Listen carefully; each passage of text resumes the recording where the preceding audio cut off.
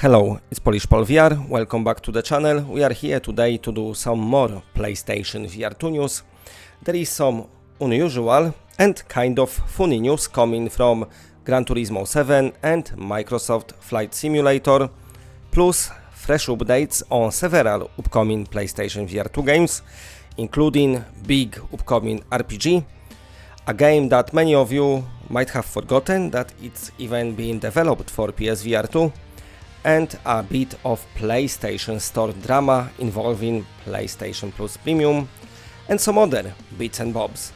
As always, if you're enjoying those videos, make sure to subscribe and drop a like. It really helps me stay relevant and keeps this channel growing, and I super appreciate it. Thank you very much. And now, let's go. First of all, let's talk about something that's really starting to piss me off just a bit lately. And this is PlayStation Plus Premium, something I've got as well. If you are a PSVR2 owner, this serving is becoming less and less worth it and more shitty. This month we are actually losing one of the best games on this platform, which is Synapse, which will be gone on November 18th as it's announced. Now, listen, PlayStation Plus has 3 tiers, Essential, Extra and Premium, and that Premium one costs 152 euros a year, so it's not cheap. You'd think for that price you get a solid growing catalog of VR titles as it was in the past. But, you know, there used to be around 20 PSVR2 compatible games included, and now we're just down to fucking 6. We've got things like Teen Hearts, Star Wars, Tales from the Galaxy's Edge, Five Nights at Freddy's, Humanity, Arcade Paradise VR. All those games are good, don't get me wrong, but let's be honest, you could literally buy all of them cheaper than that yearly subscription, plus you still would have spare change to buy excellent Off Lies and Reigns that comes out tomorrow, plus whatever else is releasing this week. So, as much as I love PlayStation VR2, I've got to be real and honest here. I cannot be just fanboying all the time, and sometimes I need to call things out, and Sony is absolutely fumbling this service when it comes to virtual reality users, and at this time it's pretty much waste of money. So fingers crossed things change in the future, but I'm really contemplating now cancelling it. We see. Anyway, let's move on to another story, and something totally different and totally out of space, coming at you from the darkness of the spaceshipy spacey stuff. Captain Sim has just released a UFO for Microsoft Flight Simulator 2024, and it's exactly what it sounds like. You can literally fly a UFO, a flying saucer, across Earth in ultra realistic detail. It's got high resolution textures, a holographic cockpit interface, and even lets you switch between hover and forward flight modes. There is invisibility, alien vision, a spin mode, orb drops, flares, and listen, probably my favorite addition, an abduction beam. You can literally go full on X-Files in this game and try to catch some motherfucking cows, if there are somewhere in the flight simulator. Anyway, this pack also comes with 3 liveries and a bunch of visual effects that look great for, for your screenshots and cinematic clips, as the developer saying. This is available now on the in-sim marketplace for $9.99. And don't forget, for of us PlayStation and PlayStation VR2 owners, Flight Simulator 2024 releasing this December, with PSVR2 support confirmed as a free update in 2026. So even though we need to wait a bit to fly this UFO in VR, at least we know we will fly it. Now, the marketplace will be separate to what it is on Xbox and PC, because you don't need Microsoft account, but without that, of course, you cannot, carry on your stuff to PS Store. So keep that in mind. Anyway, moving on to the next story, we've got an update straight from the developers of Ascent Quest. This is a quite ambitious online VR RPG set in the fantasy world, and it was funded successfully by Kickstarter, confirmed for PlayStation VR, and in their latest development update, which just dropped, they finally show off some of the game's main interface, which you can see it in the background. For the very first time, they said something they realized they just actually never done it before, and it is a unified menu system that ties everything together, your character's name, level and rank, right at the top, and from there you can jump between inventory, maps, quests, crafting, social features, and even player housing. There's a bunch of cool teleport options too. One that takes you back to your last outpost, another takes you to your spawn point, and one straight to your house in the city. The map also features a fog of war system, gradually revealing as you explore, and there's even a dungeon tab that's still under wraps for now, so they'll be revealing it soon. For anyone who hasn't heard of it yet, Ascent Quest is a massive online RPG built from the ground up for virtual reality, where you can meet hundreds of players, form adventuring parties, take on quests, craft gears, or just chill in your local tavern. The developers saying they developing for higher end VR, so PC and PSVR2, because they want better graphics and stuff like that. But I must say, is there many successful online massive VR RPGs? I don't know, not that many, but wishing them the best. And now let's talk about a game that many of you maybe don't even remember, or maybe thinking it's completely gone. I'm talking here about Timeless Hard VR. It's been almost 2 years since the last trailer dropped, and people maybe was quietly wondering and assuming that this project is dead.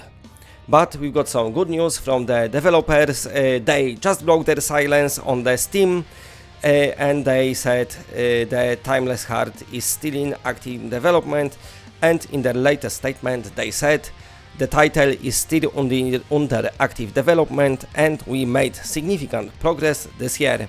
We are focusing on preparing and polishing the experience to ensure it meets high expectation before release. Stay tuned for more updates. So, as you can see, it is not dead, and in fact it sounds like they've been working behind the scenes to make sure the final version really lives up to what was originally promised. For anyone who's forgotten, Timeless Hard VR is a narrative-driven VR roguelite, everyone's favorite action game, the second entry in the Timeless Stories series. So I don't know about this series, so whatever. Some of you might, I don't know. You explore the fates of entire realms trapped within time and space, uncovering the deeper meaning and message behind the mysterious world. The gameplay blends first-person and third-person perspectives in a quite unique way. You control both your character and your companion, like I'm trying to say it correctly here, working together to battle through 4 completely different realms. The game lets you choose your own weapons, customize your companion's armor, and push through the surreal stylized worlds filled with both beauty and danger. The combat system builds on the series' signature sword technique mechanics, but this time it's been refined and simplified for virtual reality, making it more intuitive without losing depth. The game meant to release originally in 2024, but obviously that's not the case now, and it looks like the earliest we see it is at some point in 2026. And now let's move on to something unusual about Gran Turismo 7, even though there was some unusual stuff about this game in past anyway, but even for their standard it's quite unusual. A brand new Lexus Sport concept car has just been made for Gran Turismo 7 and it's made its debut, but this is the strange part, you can't actually drive this at home. The only way to experience it is by visiting the Tokyo Big Sight Exhibition Center for an event called Tokyo Future Tour 2035. There, Lexus and Sony have teamed up to create what they called the Lexus Real meets Virtual Driving concept, a full-size simulator powered by Gran Turismo 7 and something what Sony described as powered by VR cockpit by Sony.